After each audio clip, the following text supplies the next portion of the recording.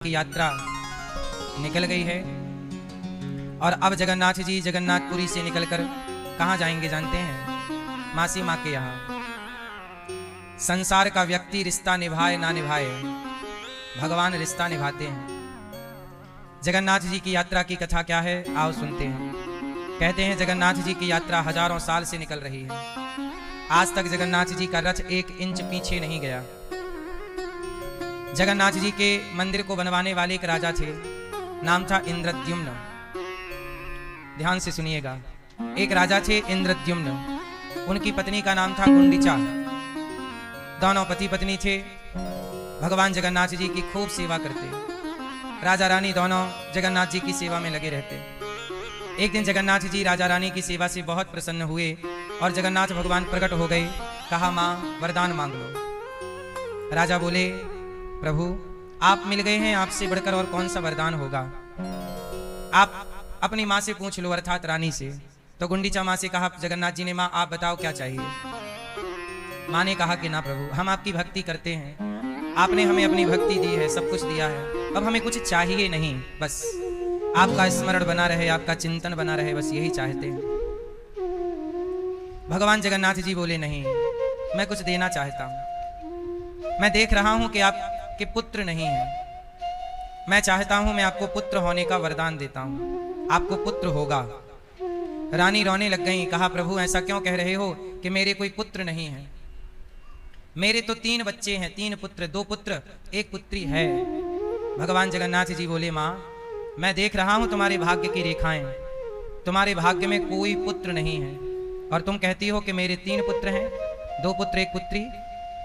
मुझे तो नहीं दिखाई पड़ रहा है तुम्हारे भाग्य में। तब मां गुंडिचा आंखों में अश्रु भरकर बोली, प्रभु आप तो भगवान हैं, आप सब देख सकते हैं, पता नहीं आपको मेरी ममता क्यों नजर नहीं आती। मेरे 3 संतान हैं, मुझे कोई पुत्र नहीं चाहिए। आपने पुत्र होने का जो वरदान दिया वो वापस ले लो, मुझे कोई चौथा पुत्र चाहिए ही नहीं। मां असत्य क्यों कहती हो, तुम्हारे कोई पुत्र नहीं है। माँ ने भीगी हुई पलकों से भगवान जगन्नाथ जी की ओर देखा। कहा, प्रभु मेरे पुत्र हैं। जगन्नाथ जी बोले, तो ठीक है बताओ, आपके पुत्र हैं तो बताओ नाम क्या है। तब माँ गुंडिचा बोली कि प्रभु मेरे बड़े पुत्र का नाम है बलभद्र, मेरे छोटे पुत्र का नाम है जगन्नाथ और मेरी एक पुत्री है जिसका नाम सुभद्रा है। तुम तीनों मेरे पुत्र हो और मैं आपको पुत्र के रूप में देखती हूँ।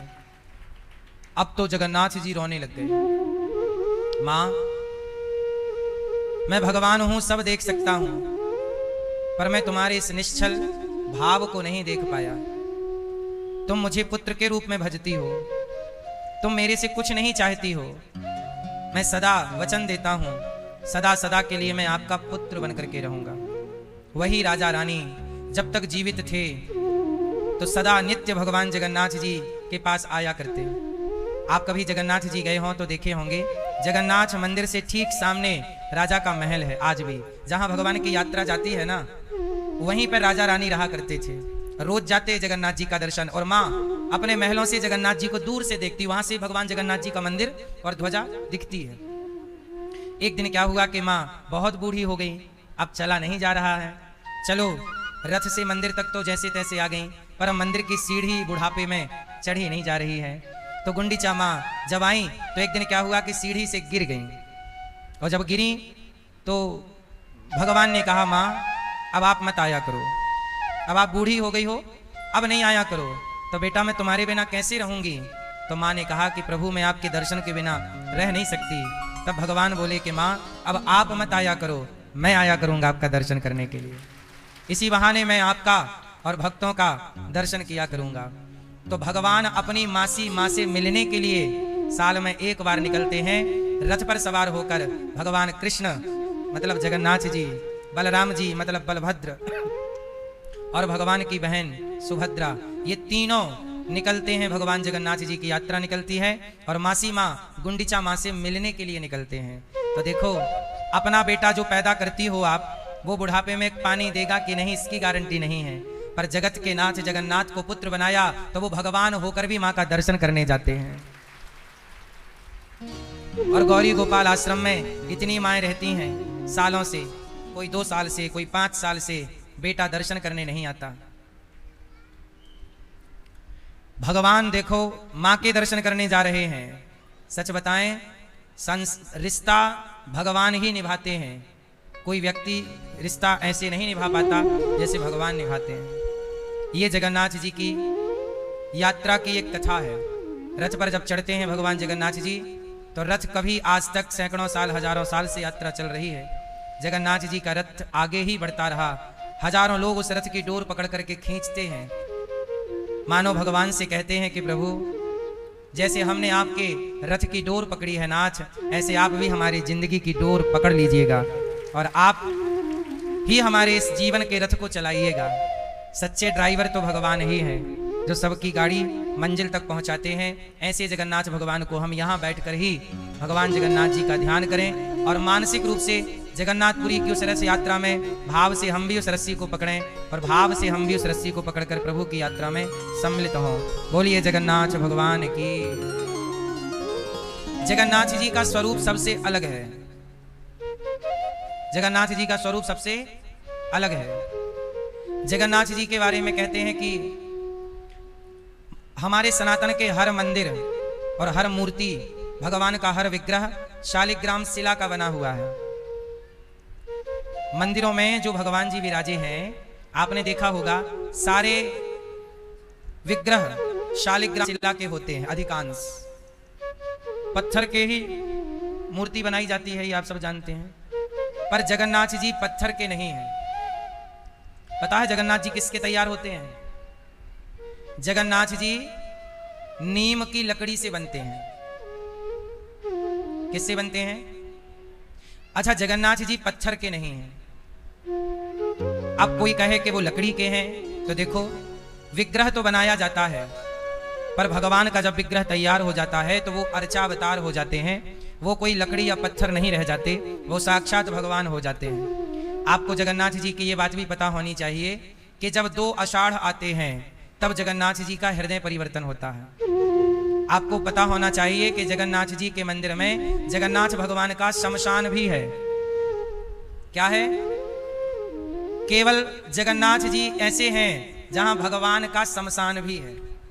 तो भगवान का शमशान की जरूरत क्या है भाई? जहां इंसान रहते हैं, तो जहां रहते हैं वहां अगल बगल शमशान जरूर होता है, क्योंकि कोई ना कोई मरेगा तो शमशान ले जाना पड़ेगा। तो जगन्नाथ जी का भी शमशान है। तो क्या जगन्नाथ जी की मृत्यु हो जाती है? बोले हाँ। जब 2 आषाढ़ आते हैं तो जगन्नाथ जी का हृदय परिवर्तन होता है। उस हृदय परिवर्तन को, हृदय परिवर्तन की लीला को समझने की जरूरत है। जब 2 आषाढ़ आते हैं तब नए जगन्नाथ जी बनते हैं। और पुराने जगन्नाथ जी कहते हैं कि जब भगवान श्री कृष्ण इस धरती से गए तो भगवान श्री कृष्ण के जाने की 2 लीलाएं हैं। पहली लीला कि भगवान चले गए डायरेक्ट, पर एक लीला यह है कि जब भगवान श्री कृष्ण के पांव पर बहेलिया ने बाण मारा, जरा नाम के व्याध ने भगवान कृष्ण को बाण मारा था। ये जरा नाम का व्याध कौन है? तो सुनो, जब भगवान राम ने बाली को मारा तो कैसे मारा? छिप करके मारा। तो बाली ने कहा कि प्रभु आपने मुझे छिप करके क्यों मारा? राम जी ने कहा कि सामने से मारता तो तू मेरी शरण में आ जाता, और शरण में आ जाता तो फिर मैं तुझे मारता नहीं, और नहीं मारता तो मैं सुग्रीव को वचन दे चुका था कि मैं बाली को मारूंगा। सुन सुग्रीव मारी हूं बाल ही एक ही बाण, ब्रह्म रुद्र शरणागत गए ना उबरे ही प्राण। अच्छा, राम जी ने सुग्रीव को वचन दे दिया कि मैं बाली को मार दूंगा। अच्छा, राम जी बाली के सामने खड़े होते तो राम जी और बाली की तो कोई दुश्मनी थी ही नहीं। तो जब दुश्मनी नहीं थी तो बाली देखता कि राम खड़े हैं तो बाली दौड़ करके राम जी की शरण में आ जाता, और शरण में यदि आ गया तो शरण में आए हुए को राम जी कभी मारते नहीं। समझ रहे हैं? एक तरफ राम जी ने सुग्रीव को वरदान दिया है मैं बाली को मारूंगा, दूसरी तरफ डर ये है कि कहीं बाली राम की शरण में ना आ जाए। शरण में आएगा तो मारेंगे नहीं, और नहीं मारेंगे तो फिर सुग्रीव क्या कहेगा कि आपने तो कहा था मारूंगा, आपने नहीं मारा, लगता है बाली से आपने हाथ मिला लिया और हमें आपने धोखा दे दिया। तो राम जी के ऊपर मित्र को धोखा देने का कलंक लग जाता।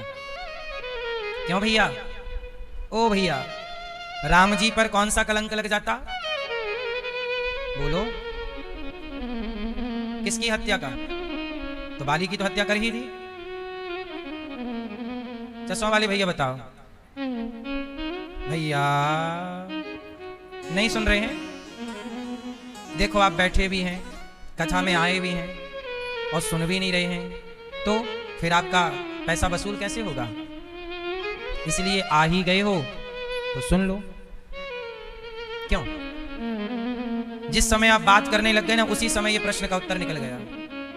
इसलिए कथा को, हर शब्द को बड़े ध्यान से सुनना चाहिए, क्योंकि एक एक लाइन के तो उत्तर होते हैं। वो लाइन निकल गई मतलब गया।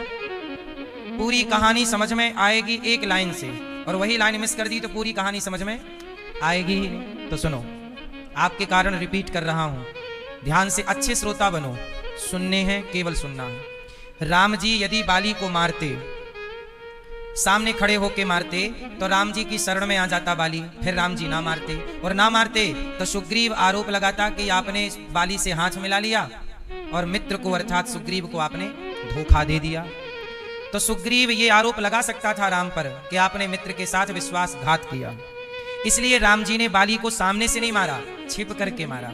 तो कई लोग सवाल करते हैं ना कि राम जी ने बाली को छिप के क्यों मारा? ये इस प्रश्न का उत्तर है। ये छिप के क्यों मारा, ये कारण था। छिप के मार दिया। अब मार देने के बाद बाली बार बार कहता है, कारण कवन नाच मुहि मारा, मैं बैरी सुग्रीव प्यारा, क्यों मारा क्यों मारा? राम जी बोले, ऐसा है बाली कि यदि तूने अपने भाई की पत्नी को रखा है गलत तरीके से, मैंने इसलिए तुझे मार दिया। अनुज बधू भगनी सुतनारी, सुन सठ कन्या सम एचारी, इन्हीं को दृष्टि विलोकय जोई, ताहि बधे कछु पाप न होई। तूने सुग्रीव की पत्नी का अपहरण करके उसके संग गलत करता है, और तुझ जैसे पापी छोटे भाई की पत्नी जो होती है वह बेटी की तरह होती है। छोटे भाई की पत्नी क्या होती है? बेटी की तरह। और तूने उसके साथ गलत किया, इसलिए तुझ जैसे पापी को चाहे सामने से मारो चाहे छिपके मारो, बस मार देना चाहिए, सो मैंने मार दिया।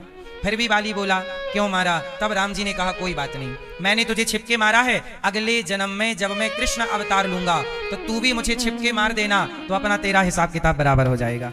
तो वही राम अगली बार कृष्ण बने, और जब भगवान के 125 वर्ष हो गए, भगवान कृष्ण की लीला सारी लीला हो गई, तो जंगल में भगवान एक पांव पर दूसरा पांव रख करके पेड़ के नीचे लेटे थे। तभी एक जरा नाम का व्याध, वही बाली अगले जन्म में व्याध बना, और भगवान के चरण चमक रहे थे। तो चरण चमकते हुए से लगा कोई हिरण है, उसके अंदर कुछ चमकदार या कोई और चीज समझा, और उसने बाण मारा, और वो बाण जाके भगवान के चरणों में लगा।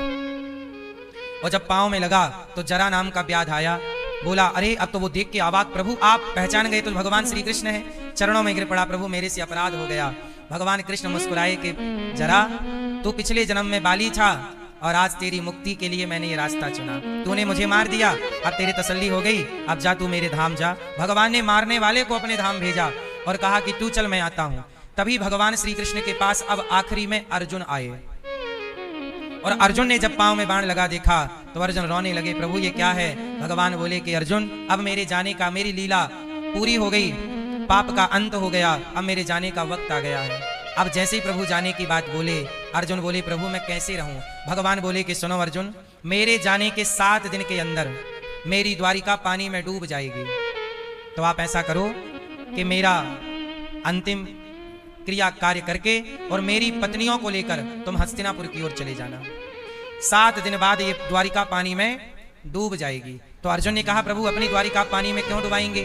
तब भगवान ने कहा कि मेरी द्वारिका दिव्य है, यदि मेरी द्वारिका खाली लोगों को मिल गई तो वो उसका दुरुपयोग करेंगे, वहां बैठकर जुआ खेलेंगे, ताश खेलेंगे, इसलिए उसे समुद्र के गर्भ में छिपाना है।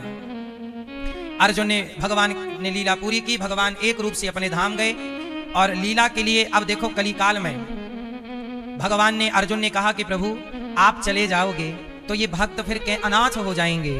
तब कहा कि नहीं अर्जुन, मैं अपने भक्तों को अनाथ नहीं होने दूंगा। तुम ऐसा करो, एक चिता बनाओ, मेरे शरीर को रखो चिता पर, मेरा शरीर तो बाकी जल जाएगा पर मेरा हृदय जलेगा नहीं। तो ऐसा करना कि मैं अपने भक्तों को अनाथ नहीं होने दूंगा। अब मेरा कृष्ण का ये शरीर छूट रहा है, पर मैं अपने भक्तों को अनाथ ना होने पावे, इसलिए मैं जगन्नाथ बनकर के प्रकट हो रहा हूँ। और वही भगवान कृष्ण, उनका पूरा शरीर जब जला तो उनका जो हृदय था, दिल, वो नहीं जला। तब अर्जुन को भगवान ने कहा कि आप इसे समुद्र में स्थापित करिए, समुद्र पहुंचाएगा जगन्नाथपुरी। उस समय तक इंद्रद्युम्न नाम के राजा ने जगन्नाथ जी का मंदिर बनवा दिया था। और ये निर्णय हो रहा था कि मूर्ति कौन सी बिठाई जाए, क्योंकि जगन्नाथ भगवान के मंदिर के पहले जगन्नाथ जी का ये स्वरूप धरती में कहीं था ही नहीं, धरती पर ये स्वरूप कहीं था ही नहीं। तब वहां इंद्रद्युम्न राजा के पास भगवान श्री कृष्ण की आज्ञा से विश्वकर्मा जी गए और विश्वकर्मा जी ने कहा कि मैं इस मंदिर के गर्भगृह में बैठ करके मूर्ति बनाऊंगा, पर शर्त यह है कि कोई भी द्वार खोले ना।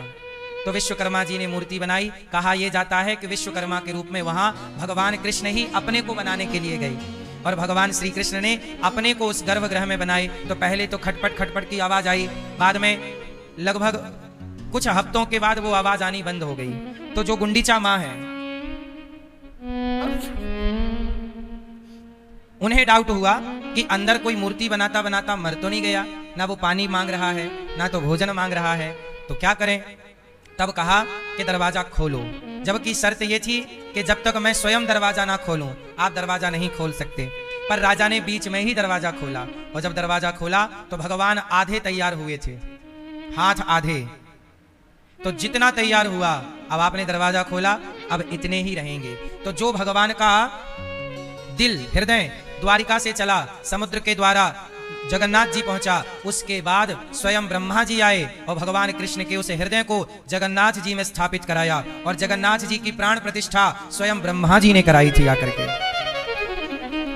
तो जगन्नाथ जी के मंदिर के ठीक सामने आज भी ब्रह्म चबूतरा है, ब्रह्म मंडप, जहां बैठकर ब्रह्मा जी ने मंत्र पढ़ करके और भगवान कृष्ण का वही हृदय भगवान जगन्नाथ जी में स्थापित कराया। तो भगवान जगन्नाथ जी का हृदय आज भी धड़कता है। इसलिए जगन्नाथ जी गर्मियों में कुछ समय के लिए बीमार भी पड़ते हैं, पता है आपको।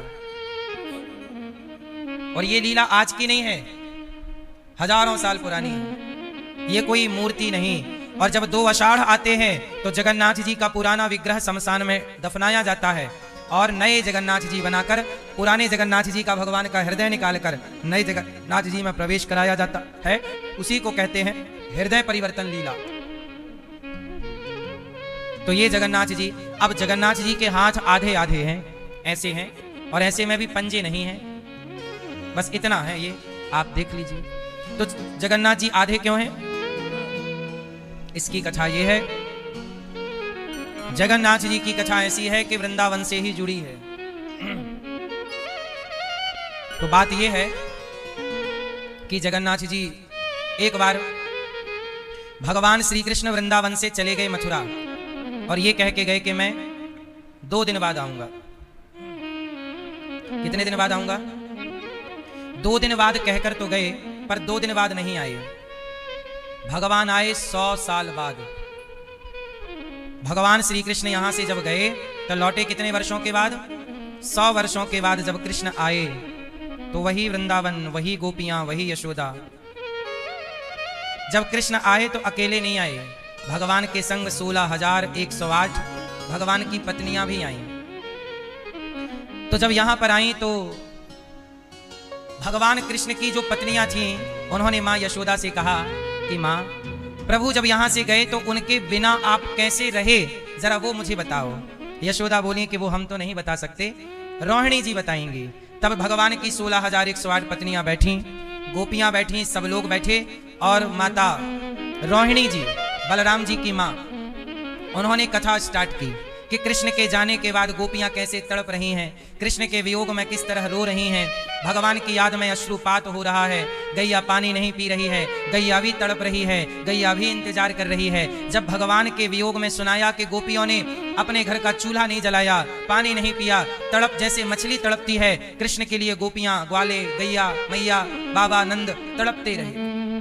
जब ये सारी बातें सुनाई तो द्वार पर खड़े हुए भगवान कृष्ण, बलराम और सुभद्रा जी, इन तीनों ने सुना कि हमारे बिना गोपियां कैसे तड़पती रहीं। तो जब ये प्रेम को सुना तो जैसे अधिक ताप में लोहा पिघलकर पानी हो जाता है, भट्टी पे डाल दो लोहा तो लोहा पिघलकर, अधिक ताप आए तो सोना भी पिघल जाता है, लोहा भी पिघल जाता है और पत्थर भी पिघल जाता है। ज्वालामुखी फटती है तो पत्थर पिघल के बहता है।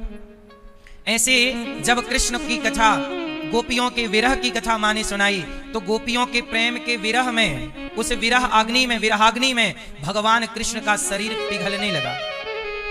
भगवान ने अपने भक्तों की कथा सुनी तो प्रेम में प्रभु का शरीर क्या हुआ, पिघलने लगा। और पिघल के भगवान की उंगली बह गई, पिघल कर आंखें बह गईं। और जब शरीर पिघलने लगा तब नारद जी ने देखा, दौड़ कर आए और माता रोहिणी से कहा कि माता कथा ना सुनाओ वरना कृष्ण पिघल कर पानी हो जाएंगे।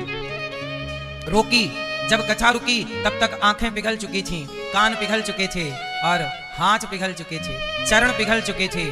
अब जितना पिघल गया, अब मैया रोहिणी आई, कहा प्रभु सुभद्रा, बलराम जी और भगवान ने जब पिघल गए कहा किस वैद्य को बुलाएं, किस डॉक्टर को बुलाएं, क्या इलाज कराएं। तब भगवान बोले कि माँ अब कोई इलाज मत कराओ, हमारे गोपियों ने हमारे लिए इतना तड़पी, हम ऋणी हो गए उनके प्रेम के। अब प्रेम का स्वरूप ऐसे ही हम पिघले हुए बन करके और गोपियों के प्रेम का ऋण पूरे कलयुग भर चुकाते रहेंगे।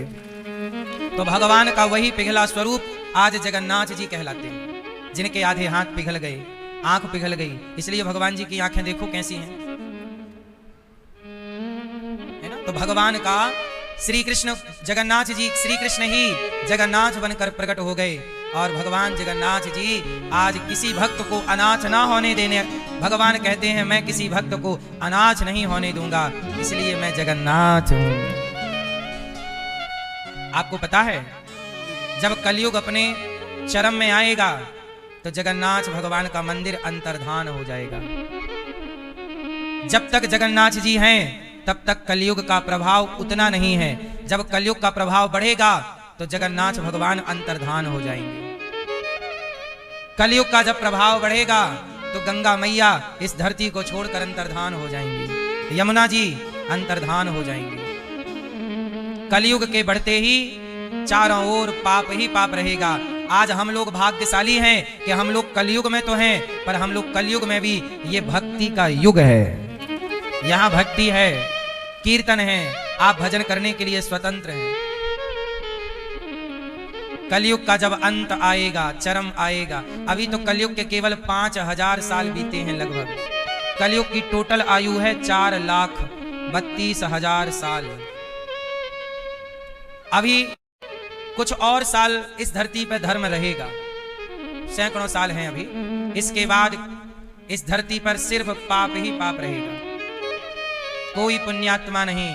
अब आप ही बता दो ना कि आपके गली में, आपके गांव में सत्य बोलने वाले कितने हैं।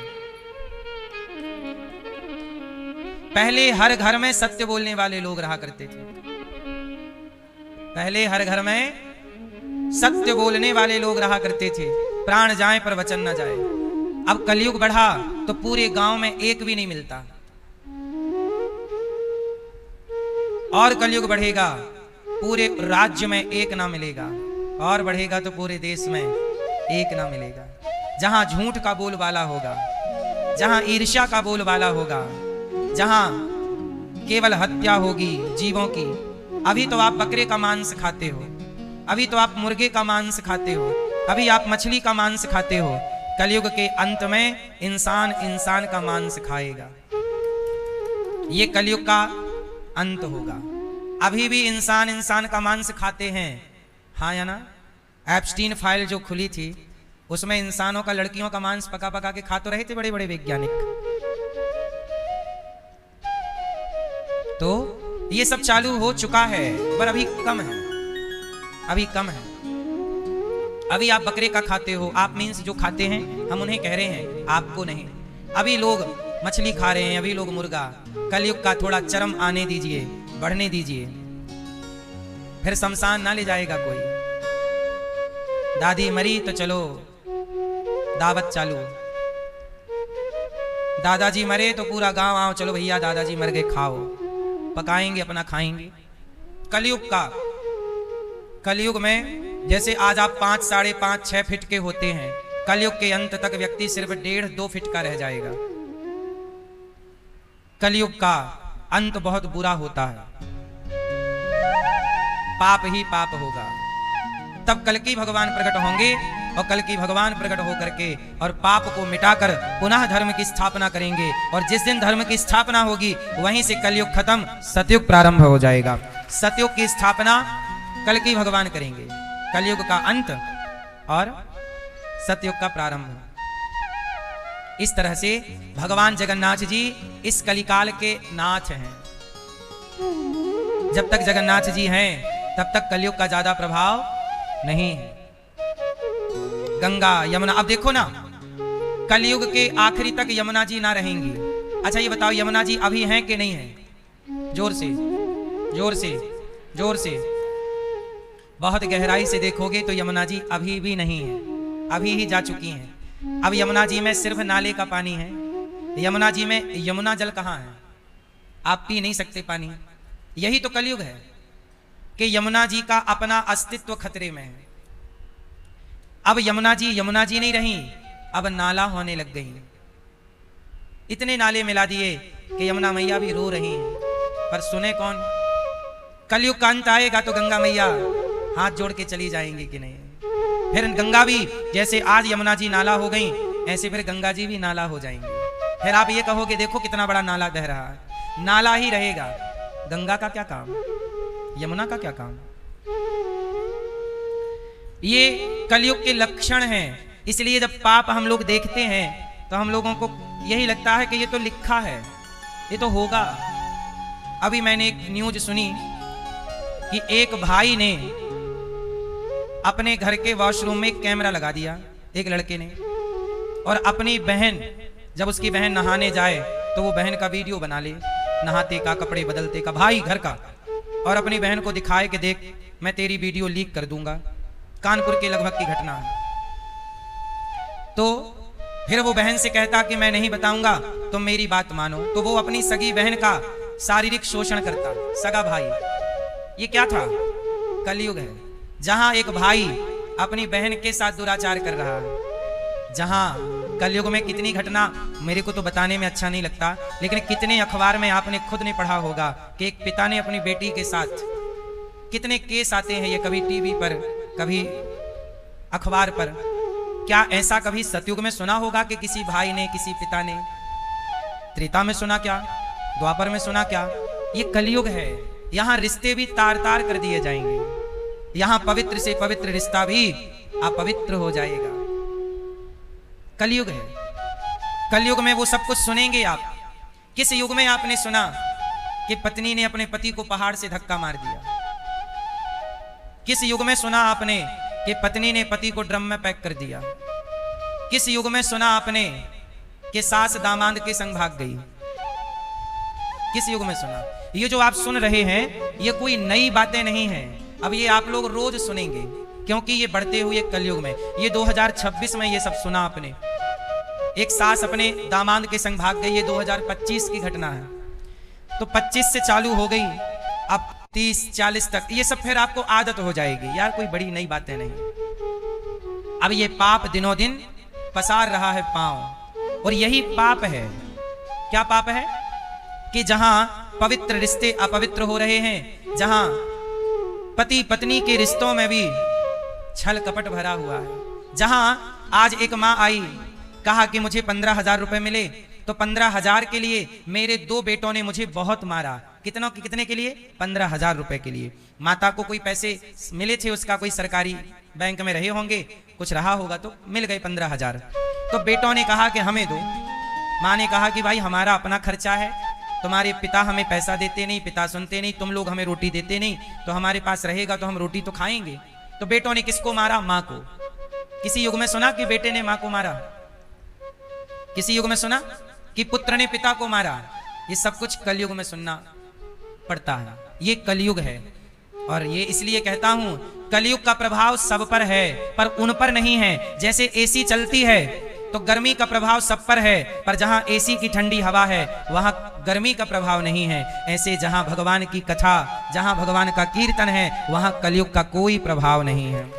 इसलिए कहता हूं इस कलयुग में अपने को भगवान की कथा से, कीर्तन से, अपने बच्चों को धर्म से जोड़ कर रखिए, ताकि आपके बच्चों पर, आप पर कलयुग का प्रभाव ना दिखाई पड़े।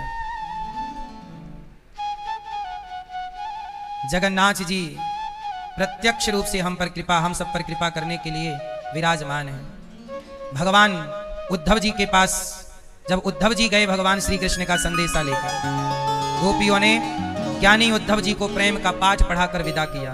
भगवान द्वारिका गए और भगवान का प्रथम विवाह माता रुक्मणी जी से हुआ। भगवान का दूसरा विवाह जाम्बवंत की बेटी जाम्बवती से हुआ। तीसरा विवाह भगवान का सत्यभामा जी से हुआ। और चौथा विवाह भगवान का यमुना जी। यमुना जी कौन है? साक्षात भगवान की पटरानी है, पत्नी है, चौथे नंबर की। ऐसी यमुना जी जो युगों युगों से धरती की प्यास बुझा रही है, भक्तों की प्यास बुझा रही है, आज वो यमुना जी का जल ऐसा हो गया है कि आप लोग पी नहीं सकते। आप में से कितने लोगों ने दर्शन किया है यमुना मैया का? पीने योग्य है जल? ये है विकसित भारत। ये क्या है? जहां हम लोग चंद्रयान की बात करते हैं, मंगल ग्रह की बात करते हैं, लेकिन खुद की नदियों को ठीक नहीं कर पाए और बात कर रहे हैं मंगल में जीवन ढूंढने की कि मंगल ग्रह में जीवन संभव है या नहीं। जहां बातें सैटेलाइट की चल रही हैं, वहां हम अपनी नदियों को शुद्ध नहीं कर पा रहे हैं। ये हम सबकी कमी है। विदेशों में नदियों को माता नहीं कहते, पर वहां किसी भी शहर, किसी भी देश में जाओ, वहां की नदियां बड़ी पवित्र हैं। वहां के लोग जल को, पानी को लेकर बड़े गंभीर हैं। एक भारत देश ऐसा है जहां पानी को लेकर हम लोग अभी तक गंभीर नहीं। हमारी सरकारें भी गंगा यमुना को लेकर बहुत गंभीर, चिंतित नजर नहीं आती। बड़े बड़े नाला बह रहे हैं, गंगा यमुना में मिल रहे हैं। अरे भाई, इन्हें रोको, रोक कर शुद्धिकरण करो नाले के जल का, शुद्ध एसटीपी लगाओ, पानी शुद्ध करके डालो और जो कचरा रह जाए उसकी खाद बनाकर किसानों को डालो। समस्या है तो समाधान भी है, पर समाधान पर विचार तो करना होगा, काम करना होगा। सब कुछ हो सकता है, पर करने की इच्छा शक्ति हो तो। सरकारें मुझे सौंप दें गंगा यमुना की सफाई की जिम्मेदारी और नालों को रोकने की जिम्मेदारी, 3 साल के अंदर, बल्कि 2 साल के अंदर मैं पूरी गंगा यमुना को पूर्ण रूप से शुद्ध कर दूं। ये दास कर सकता है, पर हमें सरकारी परमिशन चाहिए ना नालों को रोकने के लिए। गंगा से मिलने से पहले, जैसे दिल्ली का बहुत बड़ा नाला यमुना जी में मिलता है, तो मिलने से पहले बीच में उस नाले को रोका जाए, एसटीपी लगाई जाए, पानी को शुद्धिकरण किया जाए, शुद्ध करके पानी फिर यमुना जी में डाला जाए, और जो कचरा बचे उस कचरे की खाद बनाकर किसानों को दी जाए। उस पैसे से जो किसान खाद खरीदेंगे उससे सरकारी खजाना बढ़ेगा, सरकार की आय बढ़ेगी, यूरिया डीएपी पर निर्भरता कम हो जाएगी, एक पंथ 2 काज हो जाएंगे। ऑर्गेनिक खाद मिल जाएगी, किसानों का लाभ होगा, ऑर्गेनिक फसल होने लग जाएगी देश में। नदियों को नदियों से जोड़ दिया जाए तो जहां तक पानी नहीं पहुंचता वहां तक पानी पहुंच जाए। इससे क्या होगा कि हमारे भारत में चारों ओर हरियाली रहेगी। आज पानी की कमी है। शुद्धि विचारों की चाहिए, राष्ट्र प्रेम चाहिए। भगवान कृष्ण का 5वां विवाह उज्जैन में मित्रविंदा से हुआ और 6वां विवाह सत्या के साथ हुआ। 7वां विवाह भगवान का भद्रा के साथ, 8वां विवाह भगवान का लक्ष्मणा के साथ। और भौमासुर नाम का एक दैत्य 16,100 कन्याओं को भौमासुर नाम के व्यक्ति ने कैदी बना रखा था, जेल में डाल रखा। किसको? 16,100 कन्याओं को। उन कन्याओं ने भगवान को पत्र लिखा, भगवान से रिक्वेस्ट किया कि प्रभु हमारी आप रक्षा कीजिए। भगवान ने भौमासुर को युद्ध में पराजित किया और 16,100 कन्याओं को उसके बंधन से मुक्त किया। और भगवान ने कन्याओं से कहा, देवियों अपने अपने घर जाओ। कन्याओं ने कहा, प्रभु आपके सिवा हमारा कोई नहीं है, कहाँ जाएं? तब भगवान ने कहा कि बताओ क्या करूं? कन्याओं ने कहा, मेरे से, हम सबसे प्रभु आप विवाह कर लीजिए। जिन नारियों को समाज में सम्मान की नजर से नहीं देखा गया, अपमान की दृष्टि से देखा गया, ऐसी नारियों को समाज में सम्मान के साथ जीने का भगवान ने विवाह करके सबके साथ अधिकारी बना दिया, सम्मान के साथ जीने का।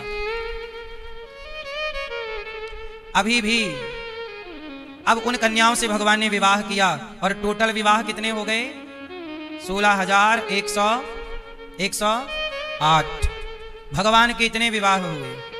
भौमासुर नाम के दैत्य ने कन्याओं के संग अत्याचार किया, भगवान ने कन्याओं को मुक्त किया, कहा जाओ। कन्याओं ने कहा आपके सिवा हमारा तब विवाह करके भगवान सबके पति हो गए। मैया, ओ पीली मैया, जा रही हो? टाटा, जल्दी जाओ मेरी माँ।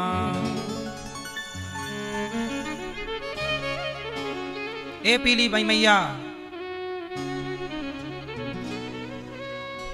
तुम पीछे बैठी हो और अपने बच्चे को खेलने आगे भेज दी हो।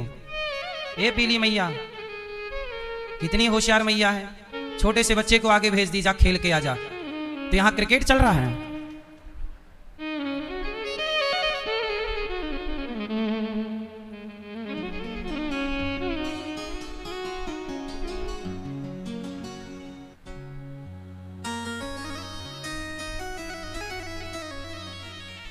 देख लो लापरवाह मैया को, खुद कहीं है छोरा का पता ही नहीं।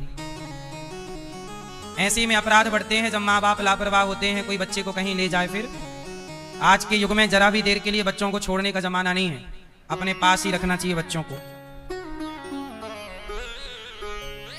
संसार में अब देखो यही पाप है, किसी युग में सुना के बच्चे चोरी होते हैं, कल युग में सुनना पड़ता है कि बच्चे चोरी हो गए, बच्चों को भी लोग ले जाते हैं। इसलिए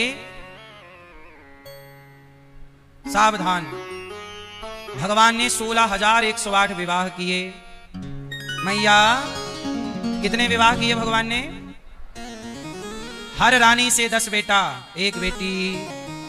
अच्छा, भगवान की पत्नियां कितनी हैं? मैया, आप किसकी पत्नी हो? आप किसकी पत्नी हो? बोलो, नहीं बताओगी? क्यों? मैया, आप किसकी पत्नी हो? हैं? मैया, आप किसकी पत्नी हो? ए मैया, पीछे वाली, किसकी पत्नी हो? घोचूलाल की? क्या नाम बताया? घोचूलाल। ए लाल मैया, आप किसकी पत्नी हो? किसकी हो? ये मैया, आप किसकी पत्नी हो? ये बहुरिया से पूछो, किसकी पत्नी हो? सुनो, हम बताएं आप किसकी पत्नी हो? आप सब भगवान की पत्नी हैं। आप सब किसकी पत्नी हैं? ये जो आपके पति हैं मंगलसूत्र पहनाने वाले, ये आपके पहले पति नहीं हैं। इनसे भी पहले जिस दिन आपका जन्म हुआ, जन्म तो ठीक है, हम ये कह दें कि जिस दिन आप मां के पेट में आई, उस दिन से आपके पति कौन है? यानी ये बात सही है कि गलत है? क्यों? भगवान आपके पति हैं कि नहीं? कैसे मान लिया जाए कि भगवान आपके पति हैं? प्रमाण क्या है? आओ अब हम आपको प्रमाण दे दें। मैया, तुम हो एक अगोचर, सबके प्राणपति, स्वामी सबके प्राणपति। अब बताओ, भगवान सबके कौन है? सबके प्राण, सबके प्राण, हाँ, सबके प्राणों के पति कौन है? भगवान है। ये वाले पति तो आपको घोचूलाल बाद में मिले, भगवान तो पहले ही मिल गए। सबके प्राणों के पति कौन? भगवान ही हम सबके पति। काय के पति हैं भगवान आपके? जोर से। आपके प्राणों के पति भगवान है। तुम हो एक अगोचर, सबके प्राण, तो आपके वास्तविक पति भगवान ही हैं। और केवल स्त्रियों के नहीं, पुरुषों के प्राणों के भी पति। पति किसे कहते हैं? किसे कहते हैं? पति कहते हैं जो रक्षा करें, उन्हें पति कहते हैं। तो भगवान आपके, अच्छा ये बताओ, आपके प्राणों के रक्षक आपके मंगलसूत्र वाले पति हैं कि भगवान? फिर तो भगवान ने सदा आपके प्राणों की रक्षा की, इसलिए पहले पति भगवान है। हम सबके, पुरुषों के भी पति। यहां पति का अर्थ पप्पू के पापा से नहीं है कि जो पापा बने वही पति, नहीं। पति का अर्थ जो रक्षा करे उसे भी पति कहते हैं। जैसे राष्ट्रपति, सबके पति राष्ट्रपति, रक्षा करते हैं सेना उनके अंडर में। सेनापति, जो सेना की रक्षा करे। अब सेनापति थोड़ी सेना के बच्चों का बाप है, पर वो सेनापति मतलब सेना की रक्षा जो करेगा, मुखिया, उस मुखिया का नाम क्या होगा? पति का अर्थ यहां रक्षा करने वाले को पति कहते हैं। इसलिए रक्षा करने वाले को राष्ट्रपति, सेनापति। तो आपके प्राणों की रक्षा करे वो आपका प्राणपति भगवान, और जो आपके खाने पीने तमाम जिम्मेदारियों की का ख्याल रखे, आपकी सब तरह से रक्षा करे, वो आपके पति मंगलसूत्र वाले। तो वो भी रक्षक है, कमा कमा के लाता है। बस पत्नी भी रक्षक बने, धक्का ना मार दे पहाड़ से। अच्छा, पति और पत्नी दोनों की राशि एक है, पा पत्नी, पा पति। बोलो हाँ। पा मतलब पति, पा से पति और पा से पत्नी, दोनों में पा है। तो पा रक्षक, पा रक्षण धातु से यही समझो। पत्नी किसे कहते हैं? जो रक्षा करे। पति किसे कहते हैं? जो रक्षा करे, अपनी पत्नी को गलत रास्ते पर ना जाने दे, धर्म पर चलाए, वो पति। और जो अपने पति को बिगड़ने ना दे, भटकने ना दे, नरक ना जाने दे, उसका नाम पत्नी। पत्नी का अर्थ है रक्षा करे। आपका पति पड़ोसन के चक्कर में पड़ गया तो आप अपने पति की रक्षा ना कर पाई पड़ोसन से, तो फिर आप ओरिजिनल ब्रांडेड पत्नी नहीं हो। ब्रांडेड पत्नी वही जो अपने पति को पड़ोसन के चक्कर में ना पड़ने दे। समझ रही हो मेरी मां? यदि आपका पति पड़ जाए पड़ोसन के चक्कर में, तो पड़ोसन की छाती पे चढ़ जाओ, काली कामाख्या दुर्गा बन जाओ, 3-4 दांत तोड़ दो पड़ोसन के। अब आप रोती हो, रहे हमारे पति का तो चक्कर है, मैं मायके जा रही हूं। अब तुम मायके चली जाओगी तो वो ले आएगा घर में पड़ोसन को। वो तो चाहती था तुम कब जाओ, कब खाली हो घर। इसलिए जब पता चले कि तुम्हारे पति का चक्कर है तो चंडी बन जाओ। तुम लक्ष्मी तो हो, दुर्गा तो हो, पर जरूरत पड़ने पर पति की रक्षा तो करो। हो सकता है तुम्हारे पति को उस महिला ने फंसा रखा हो। कई बार आपको लगता है मेरा पति गलत है, भाई पराई के चक्कर में पड़ा, गलत तो है ही, लेकिन कई बार महिलाएं भी तो फंसाती हैं। अब देखो ना, राम जी को फंसाने सूर्पनखा गई थी कि नहीं? वो तो अच्छा है राम जी फंसे नहीं, वरना समाज में ये नहीं कहा जा सकता कि पुरुष ही गलत है। अरे जिस स्त्री ने फंसाया होगा उसे, अब बताओ उस महिला की गलती नहीं होगी? गलती दोनों की है। आप उस समय जब आपका पति संकट में है, उस समय पति का साथ ना छोड़ो, बल्कि पति का साथ दो। हो सकता है आपको लग रहा है कि मेरा पति गलत है, मुझे धोखा दे रहा। कितनी महिलाएं हैं जो फंसा लेती हैं? नहीं, कुछ लोगों का तो धंधा ही है फंसाना। फिर इसलिए जैसे सूर्पनखा चली आई, आप बहुत सुंदर हैं, राम से कह रही है तुम बहुत सुंदर हो, तो सम पुरुष ना मोह सम नारी। तो आप मैया अपने पति की क्या करोगी? रक्षा।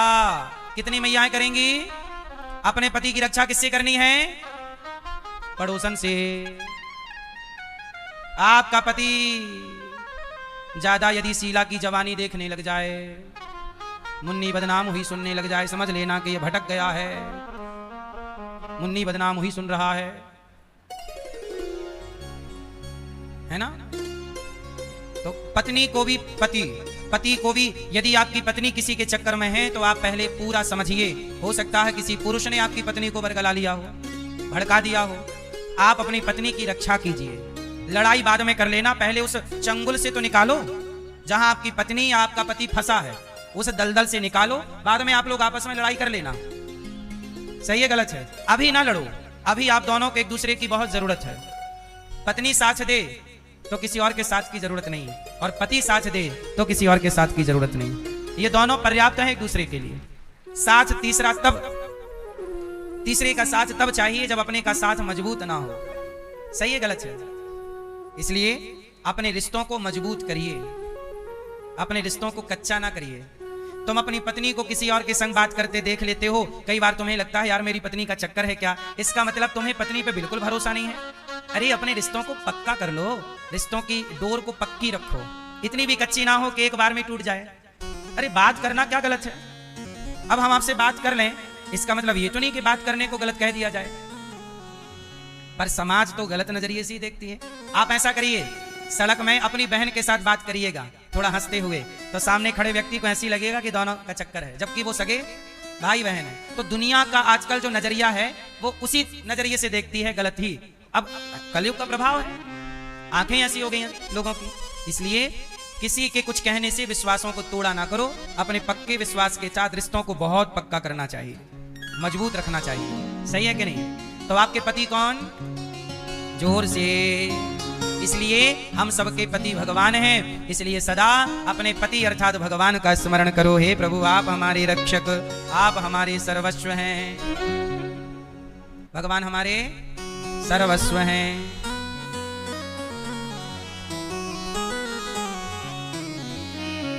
हाँ, इस तरह भगवान के 16,108 विवाह संपन्न हुए और भगवान अनिरुद्ध का प्रद्युम्न जी हुए, सम्रासुर को मारे। इसके बाद अनिरुद्ध हुए। अनिरुद्ध का विवाह बाणासुर की बेटी चित्रलेखा के द्वारा उषा से हुआ। उषा अनिरुद्ध का विवाह हुआ। इसके बाद भगवान ने राजा नृग पर कृपा की। एक राजा थे, उनका नाम था नृग। किसी पाप के कारण उन्हें गिरगिट बनना पड़ा, परंतु राजा नृग ने गौदान खूब किया था, तो गौदान करने के पुण्य से वह गिरगिट की योनि में गए तो सही, पर गिरगिट होने पर भी उन्हें भगवान श्री कृष्ण का दर्शन हुआ और भगवान की कृपा से वह गिरगिट की योनि से निकलकर मुक्त हो गए, भगवत धाम वैकुंठ गए। क्यों? क्योंकि गौ सेवा की, गौदान किया। आपसे मैं एक बात कहूं मेरी मां, जीवन में एक बार आप भी अपनी माता के लिए, पिता के लिए गौदान कीजिएगा। जीवन में 3 काम सबको करने चाहिए। गौदान सब कर लो, गाय का दान करके ही मरना, गाय की पूंछ पकड़ के ही पार होते हैं, तो गौदान कर लो।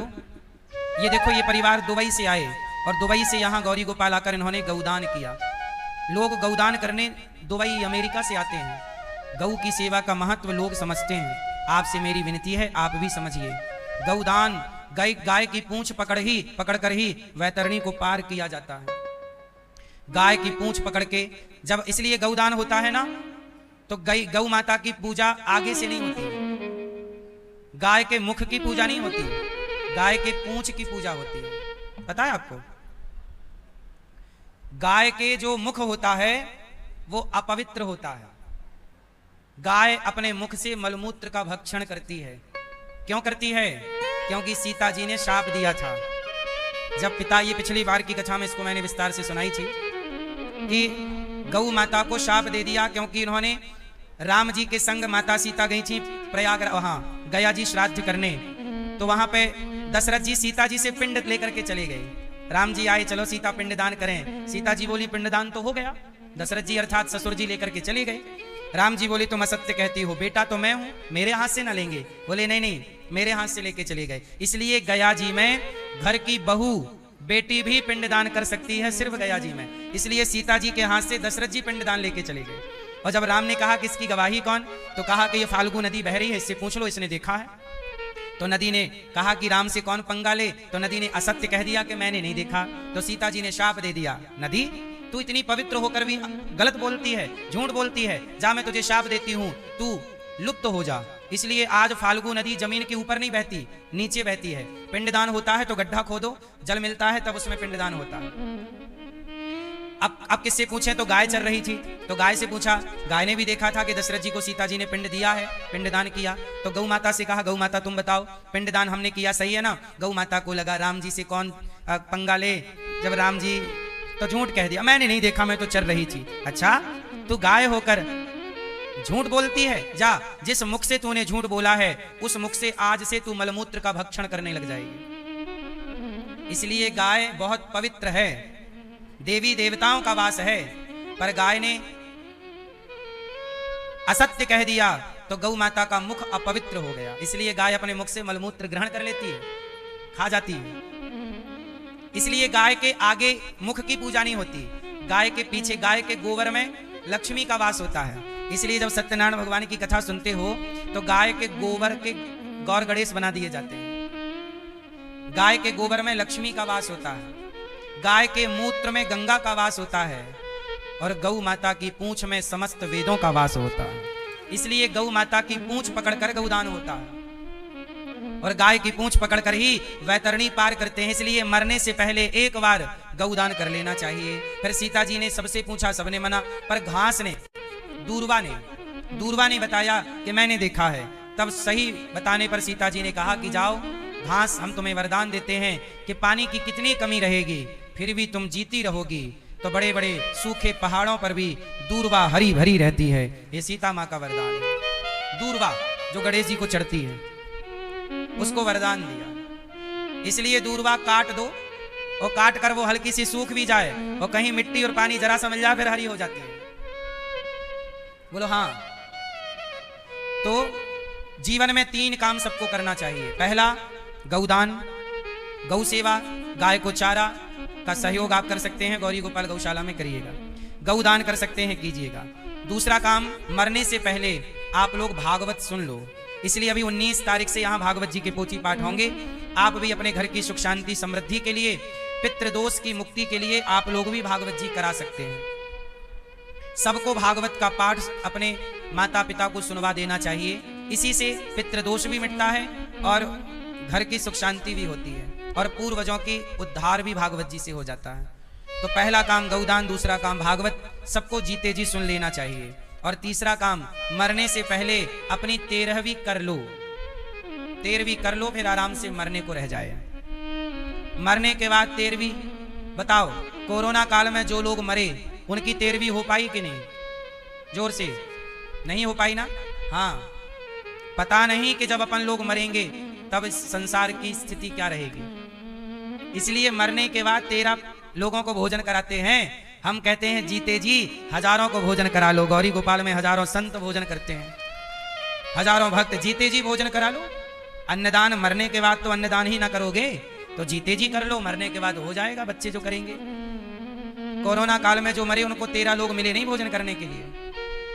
ना कोई रिश्तेदार आया, ना कोई ब्राह्मण आए, ना कोई कन्या आई, भोजन नहीं हो पाया। 13 लोग ना मिले भोजन के लिए। क्यों, ये बात सही है कि नहीं? लॉकडाउन लगा हुआ था और बहुत लोगों की राख को गंगा जी भी ना मिल पाई। सही है गलत है? इसलिए आप अपने जीते जी अच्छे काम कर लो। जीते जी अच्छे कार्य। मरने के बाद का पता नहीं कि क्या होगा, किसका होगा, क्या नहीं होगा। कई लोग ऐसे जगह मरते हैं जहां कोई पहचान नहीं पाता। अब देखो ना, केदारनाथ में एक बार आपदा आई थी 2012 या 13 में, हैं? आपदा आई, कितने लोग बह गए, कितनों की तो लाशें ही नहीं मिली, कितनों का अंतिम संस्कार ही नहीं हुआ, दबे रह गए। तो किसकी मृत्यु कब कहां हो जाए, क्या स्थिति बने, इसलिए हम अपने जीते जी सारा पुण्य कर लें। मरने के बाद कोई पुण्य अब बच्चे जो करना है करें, नहीं करें तो भी हमारा कल्याण हम करके चलें। हम किसी के भरोसे क्यों मरें कि हमारे मरने के बाद ये काम तुम कर देना। हम कहते हैं जीते जी अपने सारे 13वीं कर लो, अन्नदान कर लो, गौदान कर लो, भागवत सुन लो, सच के रास्ते पर चल लो, पुण्य कर लो। क्यों गलत काम करने हैं भाई? क्यों? जीते जी आदमी हजारों रुपए की, लाखों रुपए की दारू पी जाता है। जब जीते जी हजारों लाखों की दारू पी सकता है तो जीते जी कुछ लोगों को भोजन क्यों नहीं करा सकता?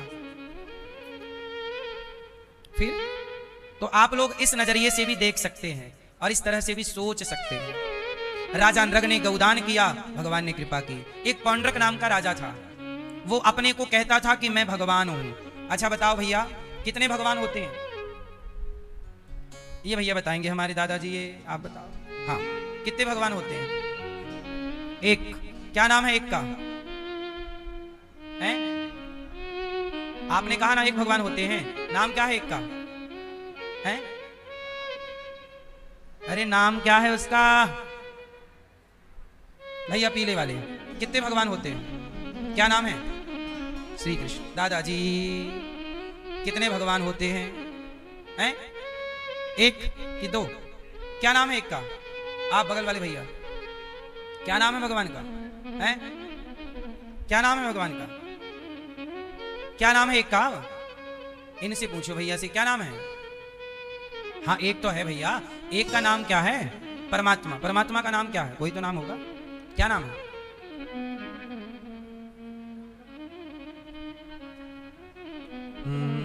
जलेबी बना दी तुमने।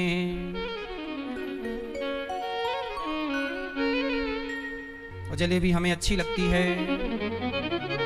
पर हम खाते नहीं हैं। सुनो, जलेबी की तरह गोल गोल बातें नहीं, सीधी बातें, सीधी बात यह है कि भगवान एक हैं और एक भगवान का नाम है भगवान श्रीमन नारायण।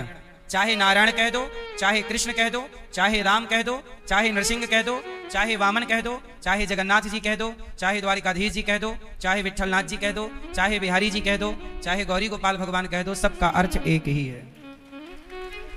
तो हमारे भगवान एक, पर समस्या सनातन में क्या है? अब सुनो, पौंड्रक नाम का एक राजा था। वो नकली 2 हाथ लगवाकर, तो 2 उसके और 2 नकली 4 हो गए, और बोलता कि मैं भगवान हूं। अब देखो, अब हमारे सनातन में क्या क्या होता है, इसकी एक झलक मैं आपको दिखा दूं। हमारे सनातन में कोई भी कुछ भी जरा नाम कमा ले, जरा अच्छी बात बता दे, लोगों को ऐसे लगने लगता है कि यही भगवान है। आप लोग ये मान लेते हो, अरे ये तो भगवान के अवतार हैं, ये तो भगवान है। अब जैसे एक आदमी ने मेरे से सवाल किया कि महाराज जी बताओ, साईं बाबा भगवान हैं या नहीं? ऐसा एक प्रश्न मेरे से किया, साईं बाबा भगवान हैं या नहीं, ऐसा पूछा। आप लोग क्या मानते हो, भगवान है कि नहीं? जोर से, जोर से, जोर से। अब एक बात बताओ, क्या आपके पिता की जगह कोई दूसरा पुरुष ले सकता है? क्या भगवान राम की जगह कोई दूसरा ले सकता है? क्या जगन्नाथ जी की जगह कोई दूसरा ले सकता है? क्या भगवान कृष्ण की जगह कोई दूसरा ले सकता है? नहीं ले सकता। तो कोई भी बाबा, कोई भी व्यक्ति संत हो सकता है, भक्त हो सकता है, गुरु के रूप में हो सकता है, भगवान केवल एक भगवान है। इसलिए अच्छा मैया एक बात बताओ, आप अपने पिता की जगह किसी दूसरे पुरुष को बिठा दो तो ये पिता का सम्मान है या अपमान? उत्तर सम्मान होगा कि आज से तू हमारा बाप, ये वाला एक्सपायर हो गया, एक्सपायरी डेट। क्या पिता की जगह दूसरा हो सकता है? नहीं। मैया क्या आपके पति की जगह दूसरा पुरुष बैठ सकता है? नहीं। जब पति का स्थान दूसरा नहीं ले सकता, पिता का स्थान दूसरा नहीं ले सकता, तो भगवान का स्थान कोई दूसरा कैसे ले सकता है? और आप सनातनी किसी को भगवान कैसे कह सकते हो? यदि आप कहते हो कि ये भगवान है, तो फिर इसका मतलब आप अपने ईश्वर का अपमान कर रहे हैं। जैसे आप अपने पति के होते हुए कहें कि ये भी हमारा पति है, इससे आपके पति का अपमान है। पिता के होते हुए आप कहो कि ये भी हमारा बाप है, तो ये पिता का अपमान है। ऐसे आप कहो कि कृष्ण तो भगवान है, पर ये व्यक्ति भी भगवान है, ये भगवान का अपमान है। भगवान की बराबरी बताओ इस धरती पर कोई मनुष्य कर सकता है? इसलिए भगवान को भगवान रहने दो, उनकी बराबरी। अरे भाई, आप जिन लोगों को भगवान कहते, अच्छा ये बताओ, हनुमान जी से बड़ा कोई संत हो सकता है? हनुमान जी से बड़ा कोई बलवान हो सकता है? हनुमान जी से बड़ा कोई ज्ञानी हो सकता है? लेकिन हमारे सनातन में हनुमान जी को भक्त कहा गया है। क्या कहा गया है? हनुमान जी बताओ राम की बराबर में बैठते हैं कि राम के चरणों में? जब हनुमान जी राम के चरणों में हैं, तो हम किसी बाबा का चित्र राम के बगल में कैसे रख सकते हैं? सोचो। लेकिन हम सनातनी लोग समझना ही नहीं चाहते। हमें तो लगता जो हम कह रहे हैं वही सत्य है। आप लोगों ने अपनी जिद पकड़ ली और जो आपको लगा यही सत्य है। आपको अपनी जिद में रहना है। अरे ठंडे दिमाग से सोचो कि सनातन में हनुमान जी सबसे श्रेष्ठ हैं। सनातन धर्म में सबसे श्रेष्ठ स्थान किसका? हनुमान जी का। पर वो हनुमान जी जो सबसे श्रेष्ठ हैं, वो राम के चरणों में है। वो राम के, फिर तो राम से बड़ा कोई कैसे हो सकता है? और राम ही फिर कृष्ण है, वही विष्णु, वही नारायण, इनमें कोई अंतर नहीं है। जबकि हनुमान जी साक्षात भगवान शिव हैं। हनुमान जी कौन है? साक्षात भोलेनाथ, और वो बैठे हैं चरणों में। इसलिए यदि आप भगवान के बराबर में किसी को भी मानते हैं, तो आप भगवान का तिरस्कार कर रहे हैं। अच्छा, पतिव्रता नारी के एक पति होता है कि 2? यदि किसी के 2 पति हैं, तो क्या वह नारी पतिव्रता हो सकती है? जोर से, जोर से, जोर से। जैसे नारी पतिव्रता होती है, तो एक बात बताओ, जो आपके अंदर भक्ति है, तो भक्ति भी तो नारी है। और भक्ति के पति कौन है जरा बताओ? भक्ति के 2 बेटे हैं, ज्ञान और वैराग्य। तो बताओ भक्ति के पति का नाम क्या है? पीले भैया बताएंगे। हाँ, भक्ति के पति का नाम है भगवान। भगवान हरि कह दो, भगवान विष्णु कह दो, भगवान नारायण कह दो, राम कह दो, कृष्ण कह दो, उत्तर सब सही है। तो भक्ति के पति का नाम क्या है? भगवान श्री हरि है। अब ये बताओ आपके अंदर जो भक्ति है, अब भक्ति स्त्री है और स्त्री वही पवित्र है जो पतिव्रता हो, जो एक वाली हो, दो वाली ना। अब आपके अंदर जो भक्ति है वो तो किसी और भगवान को पसंद कर रही है, कभी इनको कह देती है ये भगवान, कभी उनको कह देती है। तो तुम्हारे अंदर की जो भक्ति है ना, उस भक्ति को बदचलन मत बनाओ, उस भक्ति को पतिव्रता बनाओ, एक भगवान के अतिरिक्त किसी को भी भगवान नहीं है। तुम्हारी गर्दन में कोई तलवार रख दे, अरे प्रहलाद जी से हिरण्यकश्यपु यही तो कहता था कि तेरा भगवान मैं हूं, तेरा भगवान। हिरण्यकश्यपु क्या बोलता सुनो, कोई भगवान भगवान नहीं। हिरण्यकश्यपु कहता मैं ही अपनिच भगवान है, मैं ही भगवान हूं। जनता जनार्दन ने डर से मान लिया कि चल भैया तू ही भगवान, पर प्रहलाद जी नहीं माने। प्रहलाद जी बोले पिताजी आप मेरे पिता हैं और मैं आपका सम्मान करूंगा पिता की तरह, पर आप भगवान नहीं हैं। भगवान वो हैं जिन्होंने आपको निर्मित किया है, आपको बनाया है। कई बार हम लोग क्या कहते हैं, माता पिता भी भगवान होते हैं। हाँ, ये भगवान नहीं होते, भगवान के तुल्य होते हैं। माँ बाप को भगवान इसलिए कहा गया कि बच्चा भगवान की तरह माँ बाप की भी इज्जत करे। ये माँ बाप के प्रति रिस्पेक्ट के लिए कहा जाता है। इसका अर्थ ये मत समझ लेना कि माँ और बाप भगवान है। क्यों भैया, माँ बाप भगवान होते हैं ऐसा कहा जाता है और अच्छी बात है, ये मानना चाहिए, इसको मानने में कोई आपत्ति नहीं, पर ये व्यवहार की बातें हैं। मैं एक उदाहरण से आपको तुरंत क्लियर कर देता हूं। भैया बताओ आपकी शादी हो गई? आपकी नहीं हुई? दादाजी भैया आपकी शादी हो गई? आपके बच्चे हैं? कितने बच्चे हैं? अच्छा ये बताओ आपके जो बच्चे हैं वो आपको भगवान ही तो मानते होंगे। भाई बाप भगवान होता है, तो ये बताओ यदि आपके बच्चे आपको भगवान मानते हैं तो आप में भगवान जैसा कोई गुण है? भाई बच्चे मान रहे हैं आपको भगवान, ये बच्चों का अच्छाई है कि वो आपको भगवान की तरह मान रहे हैं। पर आप अपने अंतरात्मा से पूछिए क्या आपके अंदर भगवान जैसा कोई गुण दिखता है? नहीं ना। तो बच्चा माने ये तो अच्छी बात है, पर आप ना मान लो कि मैं भगवान हूं। समझ में आई? क्यों मैया, तुम्हारा बच्चा तुम्हें भगवान मानता है कि नहीं? मानता हो, अच्छा करे, भगवान करे माने। लेकिन मां तुम्हारा बेटा तुम्हें भगवान मानता है और मानना भी चाहिए, पर तुम बताओ कि तुम्हारे अंदर भगवान जैसे लक्षण हैं? तो ये तो व्यवहार की बातें हैं कि हम अपने माँ बाप का सम्मान भगवान के जितना करें। माँ बाप को भगवान से कंपेयर किया गया है, तुलना की गई है, ये माँ बाप की रिस्पेक्ट के लिए है। इसका अर्थ ये मत मान लेना कि तुम ही भगवान हो। प्रहलाद जी भी हिरण्यकश्यपु से कहते हैं पिताजी आप मेरे पिता हैं, मैं आपको भगवान के तुल्य मानूंगा, पर आप ये मत कहिए घमंड से कि मैं ही भगवान हूं। पिताजी ये अच्छा नहीं है। सोचिए पिता ने कहां माना भगवान, अर्थात प्रहलाद जी ने कहां माना भगवान? अरे प्रहलाद जी की छोड़ो, राम के भैया भरत जी ने क्या अपनी मां का सम्मान किया? कैकेयी का मां माना, भगवान माना? नहीं। यदि मां भगवान है अर्थात तो भरत जी अपनी मां की बात मान लेते ना और राजा बन जाते? नहीं। मां की जो बात सही है वो मानो, पर मां की जो बात गलत है वो, पिता की जो बात सही है वो मानो, जो बात गलत है वो मत मानो। और गुरु की जो बात सही है वो मानो और जो बात गलत है वो मत मानो। राजा बलि ने अपने गुरु की बात नहीं मानी, शुक्राचार्य जी की। शुक्राचार्य जी ने कहा कि ये वामन आया है, ये विष्णु है, इसे 3 पग भूमि का दान मत दो। राजा बलि ने गुरु की आज्ञा का उल्लंघन किया और कहा मेरे द्वार जगत के पालनहार आए हैं, जिनके द्वार सब जाते हैं, आज वो मेरे द्वार आए, जरूर दूंगा। तो गुरु की बात गलत थी तो राजा बलि ने गुरु की बात, मां की बात गलत थी तो भरत जी ने नहीं मानी, पिता की बात गलत थी तो प्रहलाद जी ने नहीं मानी। इसलिए माँ बाप के लिए ये बात इसलिए कह दी जाती है कि हर बच्चा माँ बाप की रिस्पेक्ट करे, और करना चाहिए। बार बार बोल रहा हूं मैं, इसमें कोई किंतु परंतु नहीं है। परंतु हर माँ बाप को ये समझो कि तुम अपने को भगवान मत मान लेना। बस भगवान कोई भी नहीं हो सकता, भगवान केवल एक थे, एक हैं, एक ही रहेंगे। अब बताओ कोई व्यक्ति भगवान हो सकता है क्या?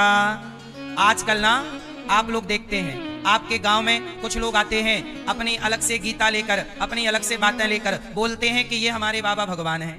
कई बार आपके गली मोहल्ले में ऐसे लोग आ जाते हैं ऐसा सत्संग सुनाने, कहते हैं ये बाबा ब्रह्मा है, ये बाबा भगवान है। आजकल क्या हुआ, सबके अपने अपने लोगों ने भगवान लॉन्च कर लिए,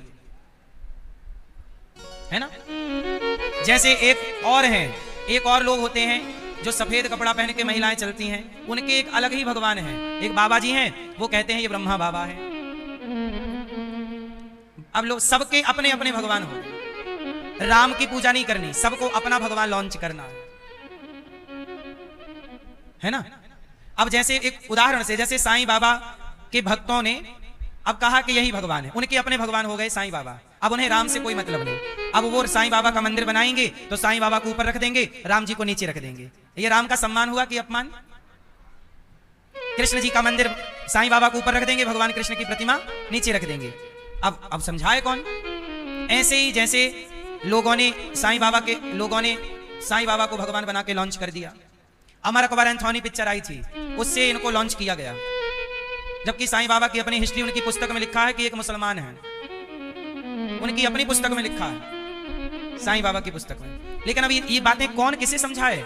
ऐसे साईं बाबा के अनुयायियों ने मान लिया कि हमारे ये भगवान, ऐसे दूसरों ने मान लिया हमारे ये भगवान, सबके अपने अपने भगवान हो गए। इसी से क्या हुआ, सनातन के टुकड़े टुकड़े टुकड़े टुकड़े हो गए, सबके अपने भगवान हैं।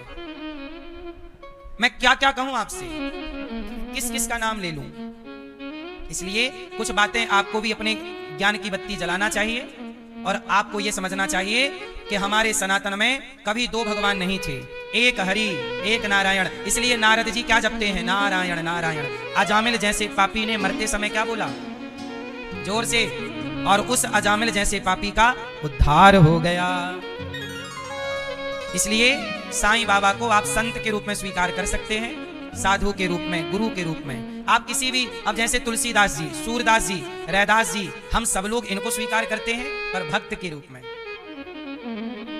किसी को भी भगवान के रूप में स्वीकार, इससे जब हम एक नारायण एक हरि से जुड़ेंगे तो यथार्थ तक पहुंचेंगे, वरना आप भटक जाएंगे।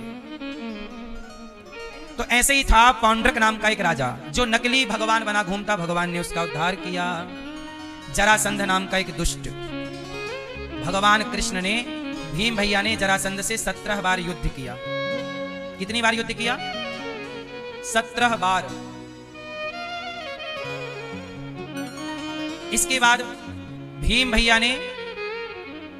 भैया और जरासंध का युद्ध 27 दिन चला। 28वें दिन भगवान की ओर देखा, भगवान ने एक तिनका लिया, तिनके को 20 से फाड़ा, एक भाग को इस तरफ एक भाग को इस तरफ। इस तरह से भगवान ने जरासंध के लिए इशारा किया कि 20 से फाड़ कर इसका दाहिना भाग बाएं तरफ, बायां भाग दाएं तरफ, और जरासंध का उद्धार। देखो भीम भैया लड़ तो रहे थे 27 दिन से, जीत नहीं हुई, और जब भगवान की ओर देखे तो जीत गए। इसलिए काम संसार का करिए पर अपनी दृष्टि भगवान की ओर रखिए, तब जाके आपकी जीत होगी। ईश्वर की ओर निगाहें हों, ईश्वर की ओर क्या हो, ईश्वर की, भगवान की तरफ दृष्टि रखो। इसलिए काम करो पर भगवान को याद रखो। हे नाथ, मैं आपको कभी भूलू नहीं, हे श्रीमन नारायण, मैं आपको कभी भूलू नहीं।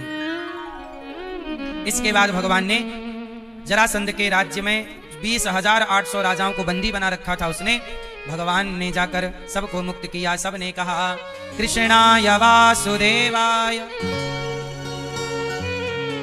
हरये परमात्मने प्रणतक्लेशनाशाय गोविंदाय नमो नमः।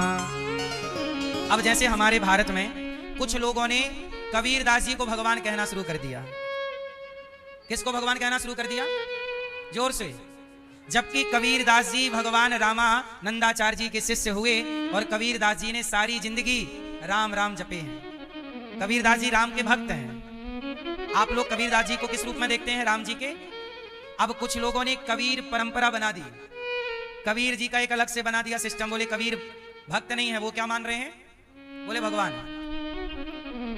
अब देखो यही है, उन्हें राम को भगवान, जबकि कबीरदास जी ने सारी जिंदगी क्या कहा कि कबीरा सब जग निर्धना, धनवंता नहीं कोय, और धनवंता सोई जानिए, जिखे राम नाम धन होए। सारी जिंदगी कबीरदास जी राम राम जपते रहे, वो राम को ईश्वर मानते रहे। लेकिन अब लोग राम को नहीं मानते, बोले कबीर जी ही भगवान, ऐसा बोलते हैं।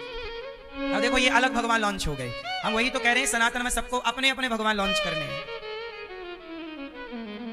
सही है गलत है? इसलिए ए मैया हो गई वीडियो कॉल और कर लो मेरी माँ। वीडियो कॉल चल रही है, बैठ के दिखा दो ना सब। खड़े होके दिखाओगी? जाना है कि बैठना है? बैठना है तो काहे मटक रही हो?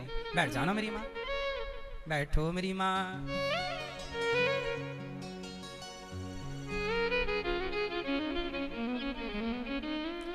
भगवान ने जरासंध के जेल से सबका मुक्त किया, सब पर कृपा की।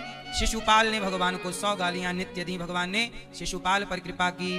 धर्मराज युधिष्ठिर का यज्ञ पूरा। अच्छा सुनो, धर्मराज युधिष्ठिर का यज्ञ कब पूरा हुआ? धर्मराज युधिष्ठिर के यज्ञ में सबने भोजन कर लिया, एक व्यक्ति ने भोजन नहीं किया, तो धर्मराज का यज्ञ अधूरा ही रहा। बाद में जब उनको बुलाए तब वो यज्ञ पूरा हुआ। इसका मतलब क्या है?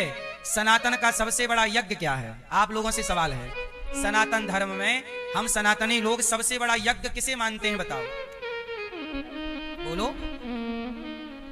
सनातन धर्म में सबसे बड़ा यज्ञ क्या है? किसी भूखे को भोजन कराना, यही सबसे बड़ा यज्ञ है। सबसे बड़ा यज्ञ क्या है? भूखे को भोजन कराना ही यज्ञ है। कोई भी यज्ञ कब पूरा होता है? जब आप अन्न का दान करते हैं। इसलिए यज्ञ के बाद भंडारा होता है, बेटी के विवाह के बाद भंडारा होता है। यहां तक कि सत्यनारायण भगवान की कथा में सब लोग पंजीरी का दान करते हैं, पंजीरी का प्रसाद, कि भाई भरपेट भोजन हम आपको नहीं खिला सकते, पर एक मुट्ठी पंजीरी आप खा लीजिए। तो अन्नदान, पंजीरी भी तो अन्नदान है। तो हमारे सनातन में सबसे बड़ा यज्ञ क्या है? अन्न यज्ञ। इसलिए कहता हूं कि जब आप गौरी गोपाल आश्रम में देखो 30,000 लोग पर डे भोजन करते हैं। यहाँ साक्षात अन्नपूर्णा माँ, लक्ष्मी माँ, अन्नपूर्णा माँ की कृपा है। 24 घंटे यहाँ भोजन चलता है और 24 घंटे माँ अन्नपूर्णा माँ अन्न क्षेत्र की सेवा पूरी करती है। तो अन्नपूर्णा माँ यहाँ विराजी हैं।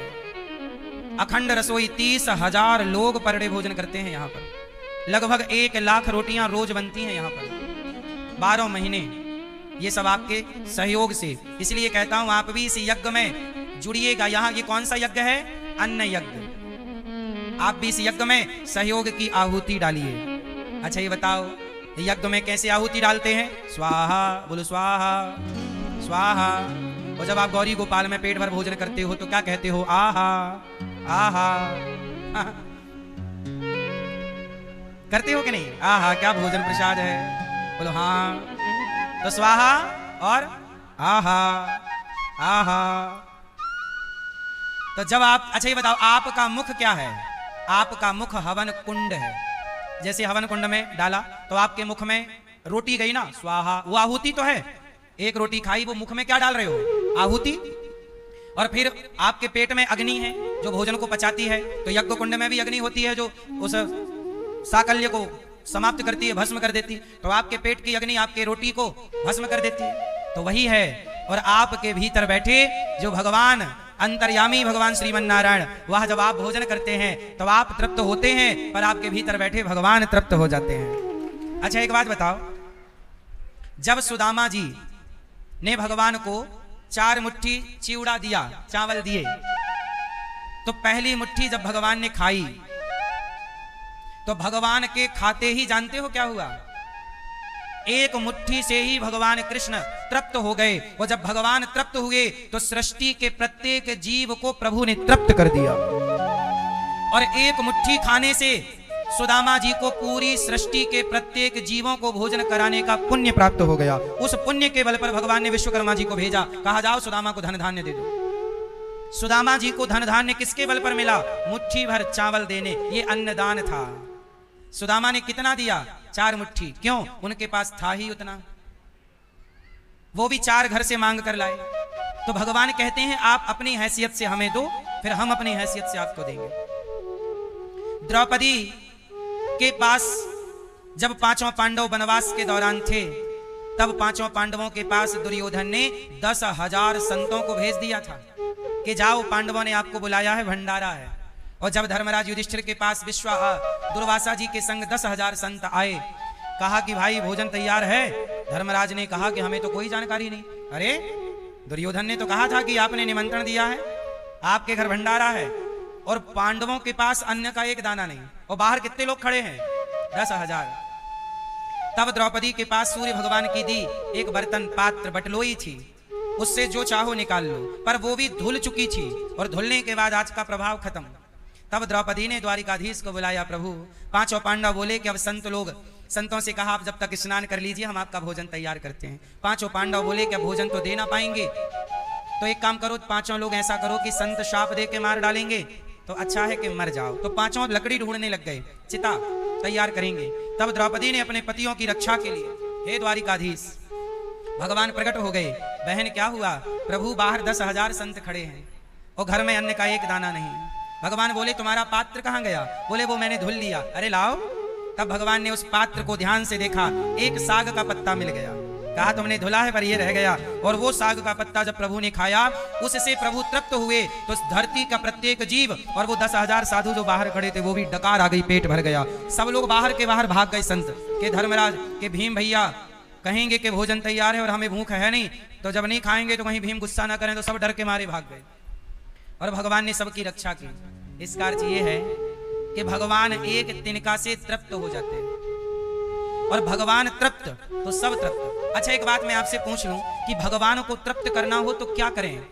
उत्तर दो मेरी मां, क्या करें आप बताओ? नहीं बताओगी? नहीं, गुस्सा हो? भैया भगवान को तृप्त करना है, क्या करें? भैया बताएंगे, मूंछों वाले बताओ, भगवान को तृप्त करना हो क्या करें? हैं? लाल मैया आप बताओ क्या करें? सुनो, जैसे गर्भवती स्त्री जब मां खाती है ना, तो उसके पेट में पल रहे बच्चे के अंदर अपने आप चला जाता है। हाँ, ना कोई शिकायत न कोई उलहना, कोई शिकायत नहीं, कोई गिला शिकवा नहीं। जो भी कहोगे तुम वही मैं करूंगा। सुदामा जी ऐसे ही थे, गरीब थे।